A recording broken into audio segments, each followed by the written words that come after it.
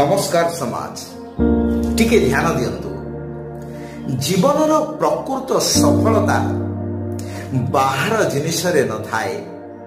जेपरी केते भल इंग्राजी कहूछि, केते दामी पोशाक पिंधिछि, अबा केते दामी गाड़ी चलुछि।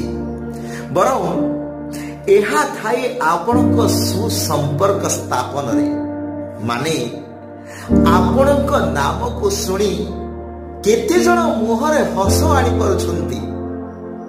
तेणु प्रकृति आमको भी एक प्रकृतिर सार को बुझाइबार चेष्टा रे अनेक किछि देई थाए। आमे एहाको बुझिबा एवं एहार जदि सदुपयोग करिबा आम जीवन निश्चित भाव रे हस खुशी रे भरी जीव, सफल मंडित हेब, आउ आम जीवन सार्थक हो।